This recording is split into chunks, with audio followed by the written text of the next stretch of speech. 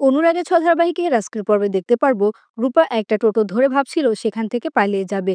হঠাৎ করে রূপার মনে পড়ে যায় আশ্রমে এতগুলো বাচ্চা, আমি চলে গেলে ওদের কি হবে। অন্যদিকে গুন্ডারা ভাঙচুর করতে শুরু করে আর বলে 10 লাখ টাকা হয়েছে, তোমরা তো বলেছিলে টাকা শোধ করে দেবে। তখন এই দীপা সেখানে এসে বলে টাকাটা আমি শোধ করব, শুধু আমার একটাই শর্ত, আমার মেয়েকে স্বীকার করতে হবে যে ওই আমার মেয়ে।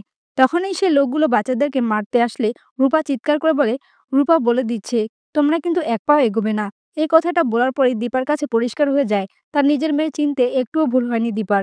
দীপা চেক লিখে আশ্রমের কাকাকে বলে ওরা যখন লিখিত দেবে যে ওরা আপনাদেরকে এরপরে আর কখনো বিরক্ত করবে না, তখনই এই চেকটা আপনি ওদের হাতে দিয়ে দেবেন।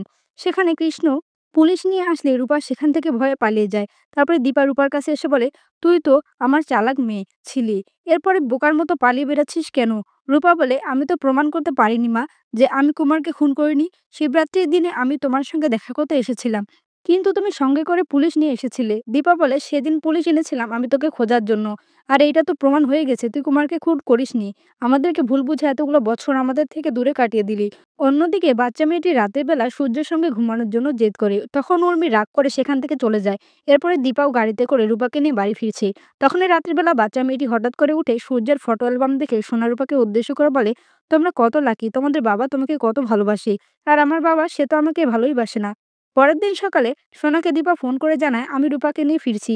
আর সোনা সেই খবরটা বাড়িতে বলতে বলতেই দীপা রূপাকে নিয়ে বাড়িতে ফিরে আসে। সূর্যকে এরকম একটা অবস্থায় দেখে রূপা চমকে যায়, জিজ্ঞেস করে বাবা তোমার এরকম অবস্থা কি করে হলো।